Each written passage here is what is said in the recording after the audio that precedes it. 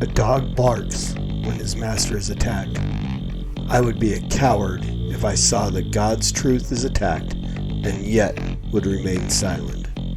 John Calvin. Telling a woman that she can't be an elder is a nonsense rule. If they claim to be in the body, we let them have it. Donald Trump is going to win in 2020 by an absolute landslide. Heretics Christianizing the American dream. I said that that many LDS folks and I love the same Jesus. I still believe that. Sowing is a blessing from God to make you rich. Treating Jesus like a lottery ticket. The Lord spoke to my heart. There's very few times I've ever heard God be this articulate with me. And I'm telling you word for word, these words came into my heart. I'm not asking you with me. I'm asking you to brush your hair. Rebuke sharply, that's what God commanded. Hey, what's going on, everybody? Welcome back to the Master's Dog False Teacher of the Week, episode 44. I'm your host, Norm, the Master's Dog Dunham, aka the Evangelical Norm. So, the Master's Dog False Teacher of the Week podcast, this segment of the Master's Dog podcast came out of my old introduction video, which was a very long 2.5-minute montage of false teachers set to a really cool song by Result, used by permission. Thank you, Result, which I don't use anymore. And somebody came to me and said, hey, I don't know who all these people are. I thought some of them were solid teachers. Can you break it down for me how each one of these is a false teacher? And I said, okay, I can do that as an episode. Every week on Saturday for the last year or so, most Saturdays, I have dropped an episode of one of those people. I started with Stephen Furtick because that was who she had a specific question about. And then I've gone systematically. I went through that video from Kenneth Copeland to Cody Coots, snake wrangler in Kentucky, and broke down each one of them of how they are a false teacher, why they're considered a false teacher.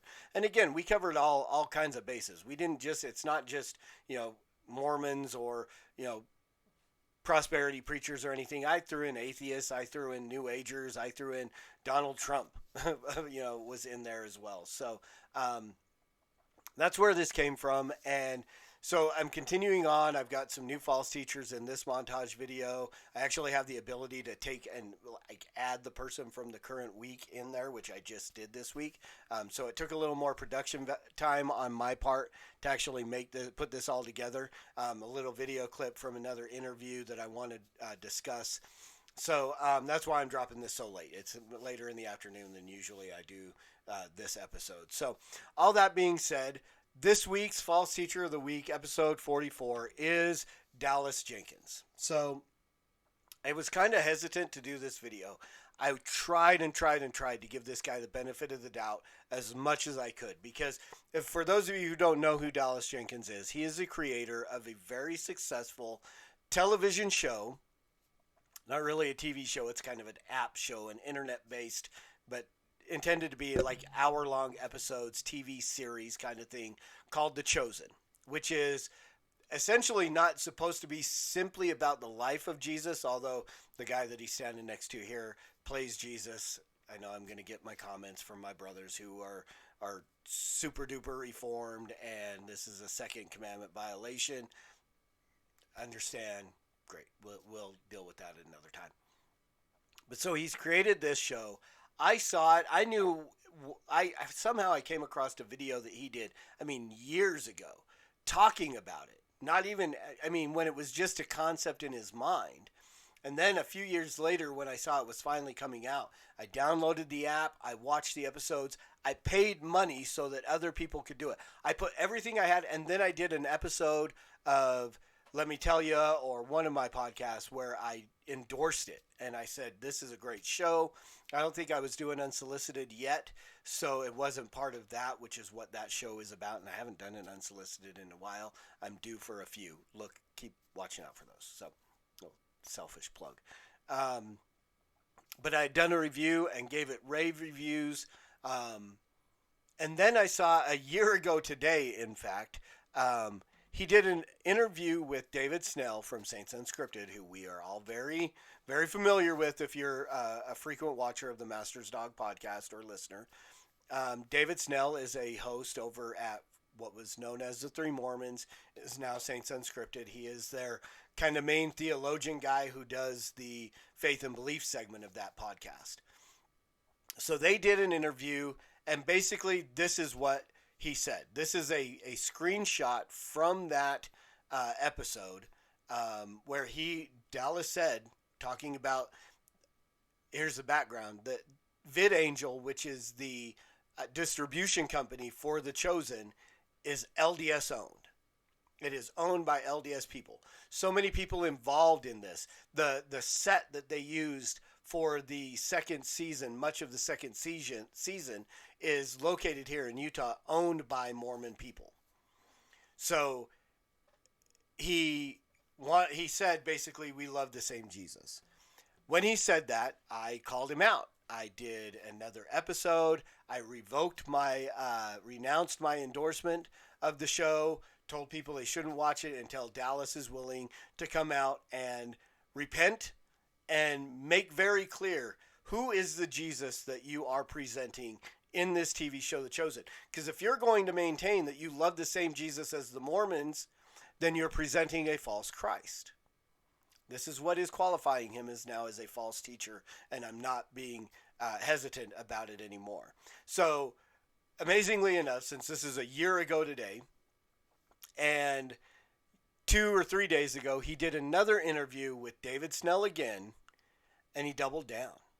He didn't come back and repent. He doubled down. So I'm just going to warn you. This is actually the second time I've recorded this video, because the first time I just got so heated and I felt like maybe I was over the top, and I'm going to really try to woosah and not go nuts on this one. But I'm just let you know, there may be shouting.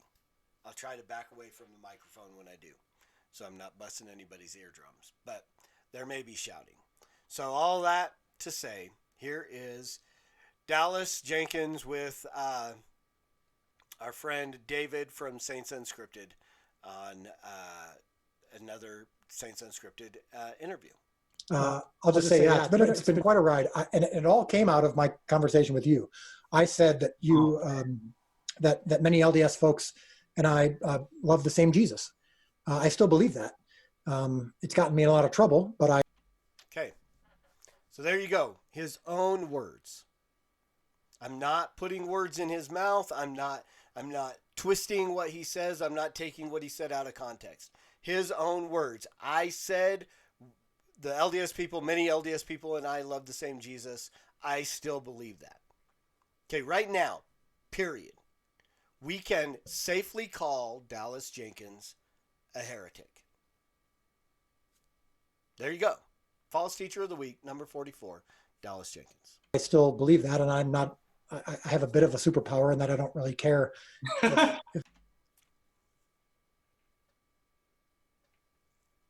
Every time I've watched this clip, this is what has gotten me heated.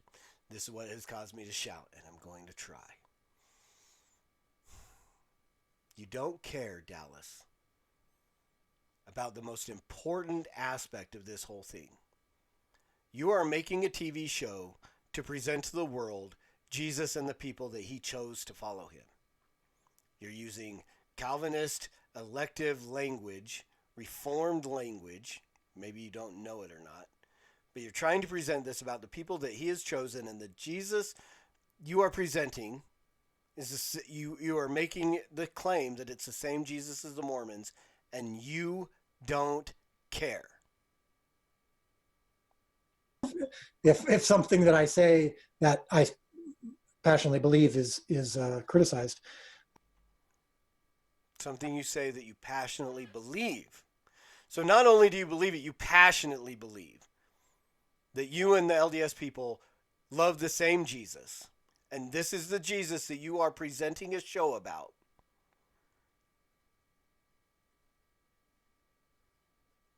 Continue on. I care, of course, if I'm wrong. I care if I believe in healthy correction. But okay, before you get to the but, you have received healthy correction, Dallas.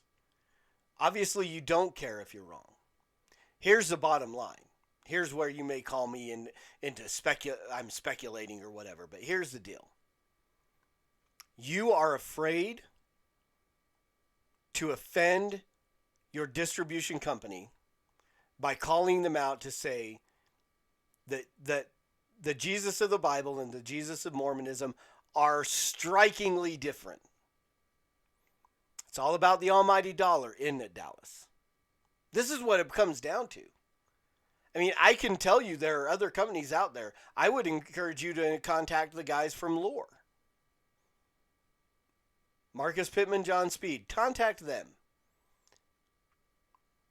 They may be able to help you with some distribution to get you out from underneath the Mormon thumb so that either you can proclaim the true Christ or just continue to reveal yourself to be the heretic that you are revealing yourself to be. I also, when I went back to the interview, my conversation with you, and I was like, what did I say that caused this much angst for some people? And I believe actually in the first interview, I was pretty nuanced with you. I actually said, I'm not LDS. I disagree with a lot of LDS things.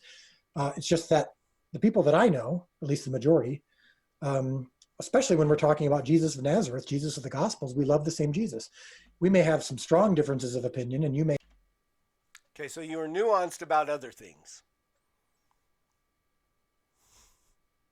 But the most important difference between Mormonism and biblical Christianity, the person and nature of Christ. Now, yeah, they use terms Jesus of Nazareth and blah, blah, blah. Look at what they believe. And I'm not saying this as I'm going to tell you what they believe as somebody who's not. I was Mormon for 19 years. I know what they believe.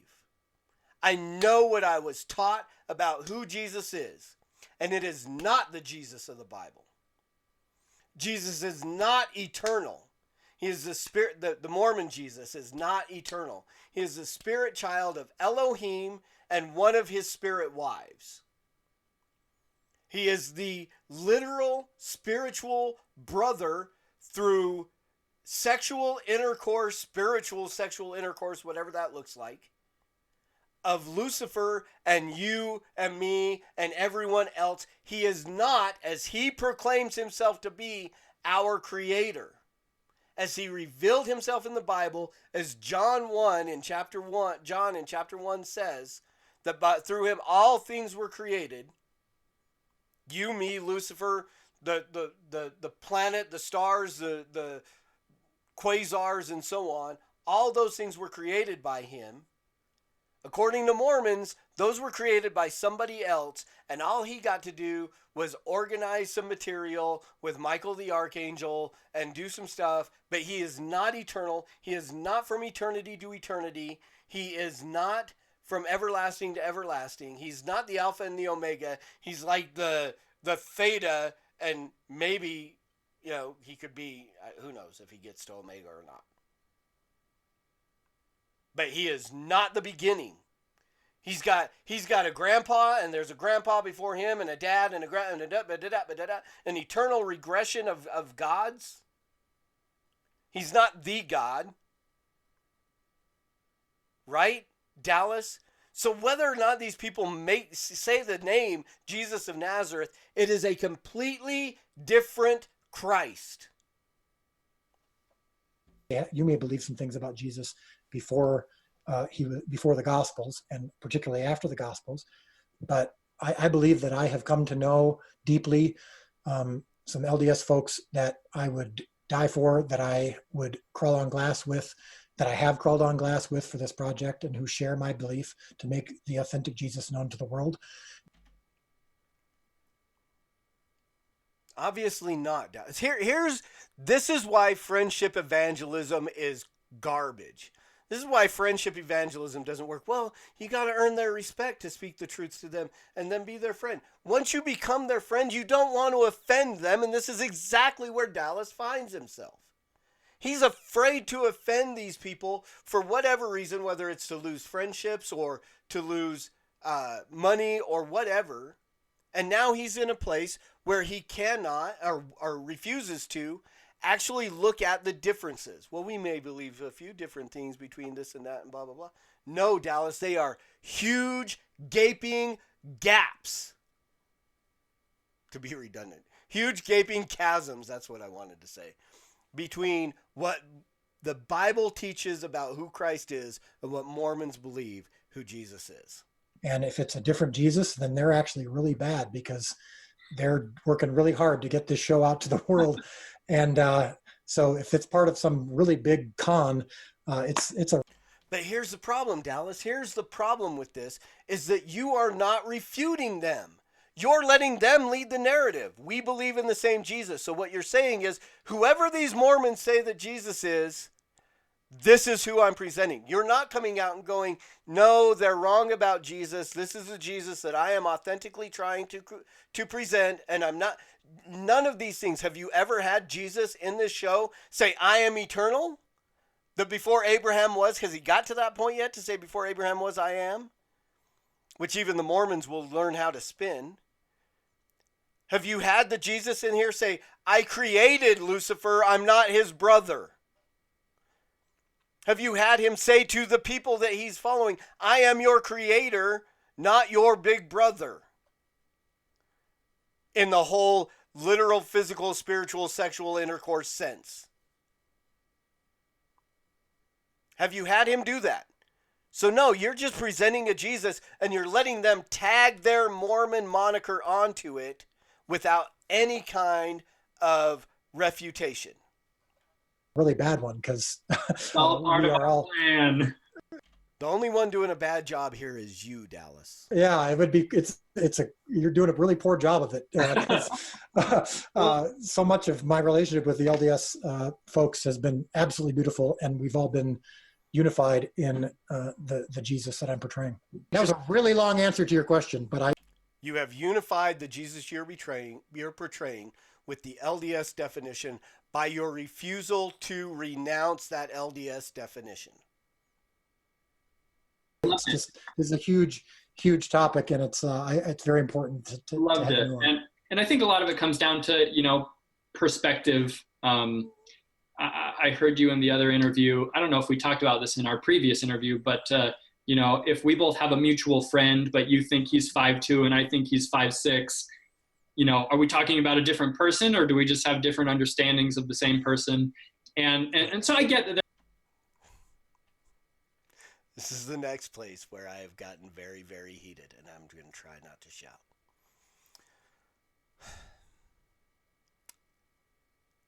There is a cosmic difference between understanding somebody's height as 5'2" or 5'6" and recognizing whether or not Jesus is the creator of all living things, the creator of all things who spoke everything into existence, or if Jesus was a created being as a result of a spiritual sexual relationship between Elohim and one of his wives. That is not, if I have a neighbor named John Fitzgerald Kennedy, but his parents are not Jack and Rose, they're Kenny and Melissa. Is it the same John F. Kennedy? Absolutely not. So there are some differences in understanding of people that make them completely different people than just height. And the differences between what the Bible says about Jesus, what Christ has revealed about himself, and the bogus, false Christ that is not able to save anybody of Mormonism, there's huge differences. They are absolutely different people. This goes far beyond height. There are different perspectives on this, and I understand where people are coming from when they say that we believe in a totally different Jesus. And if they want to go with that perspective, more power to you.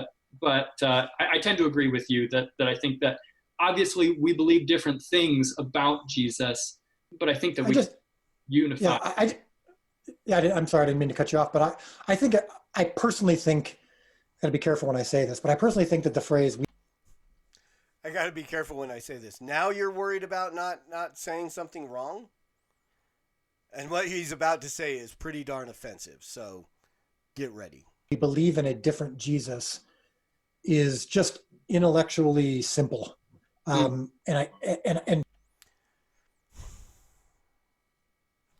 So if you believe that Mormons and Christians have a different Jesus, you're intellectually simple.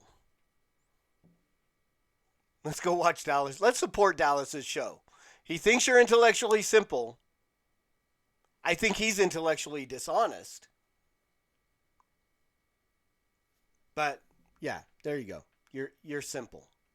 And some people might think that's a very good thing. Intellectual simplicity can be very important. I just believe it's too simple. I personally believe that's too reductive of a sentence. I would say, Jesus said, "I'm the way, the truth, and the life. No man comes to me, but comes to the Father by me." That's pretty darn simple. And he made himself clear of who he is, and how he was, who he is. He is God. He is Creator. All through Scripture, it is made very clear, and it is very simple. It's not too simple. Jesus is God is a whole lot different than Jesus is the Son of the Son of the Son of the Son of the Son of the Son of the Son of the Son of the Son of the Son of the Son of the Son of the Son of what may have been God. But he probably had a dad, and he had a dad, and there's this eternal regression, which is impossible. But he is not who he claimed to be in the Bible. that if I just said all LDS and all evangelicals believe or love the same Jesus, I believe that would be reductive as well. Isn't that what you said? Or, you couched it in some. LDS and Christians believe in the same. As if that makes it any better? The problem is you are not taking the initiative to define who Jesus is and force the Mormons to go, yeah, we agree or we don't. I believe that you have to take it on a case-by-case basis and a person-by-person basis. And I think there are some people whose beliefs about Jesus are so extreme or so different that maybe it's fair to say, well, you just believe in a different Jesus. Okay, that begs the question, how extreme do they have to be? I mean, if being the eternal God with no beginning and no end, from everlasting to everlasting, he is God, is not vastly different enough than he is the spiritual offspring of a sexual relationship between some spirit being and his wife, who is the product of a sexual relationship between his spiritual father, and blah, blah, blah, and on and on and on. If that is not vast enough, what is?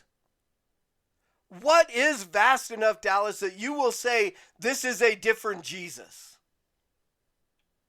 My goodness, I've spent hundreds and hundreds of hours, if that's conservative, praying with, talking with, exploring with, working on the same project with a project that's centered around Jesus with LDS friends that I'm extraordinarily close to.